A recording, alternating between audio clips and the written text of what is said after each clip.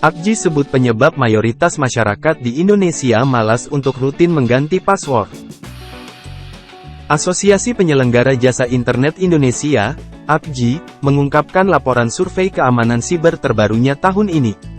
Hasilnya, sebanyak 66,82% pengguna internet di Indonesia belum pernah mengganti kata sandi atau password akun mereka.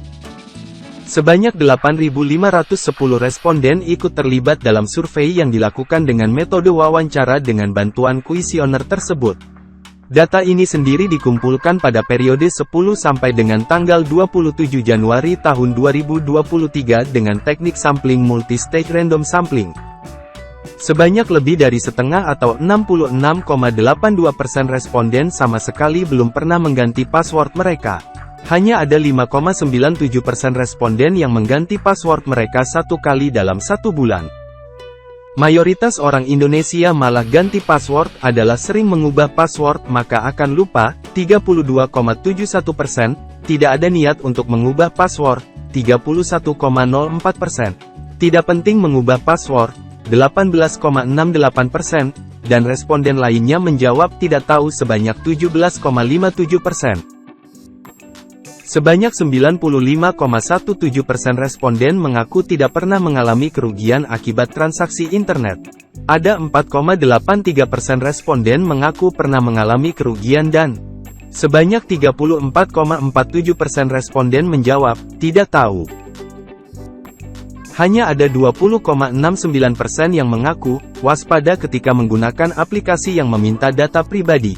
Sisanya, ada responden yang menggunakan kombinasi password yang tidak mudah ditebak, 16,47%, mengganti password berkala, 13,85%, dan hanya menggunakan aplikasi yang terverifikasi, 9,41%. Dalam laporan itu sebanyak 10,30% responden pernah diganggu penipuan online. 9,28% responden mengalami perangkat yang kena virus. Sedangkan, 7,96% jadi korban pencurian data pribadi, hacking, atau phishing. Selain itu ada 5,55% yang tidak bisa mengakses akun pada aplikasi tertentu dan ada 2,55% untuk kasus keamanan siber lainnya.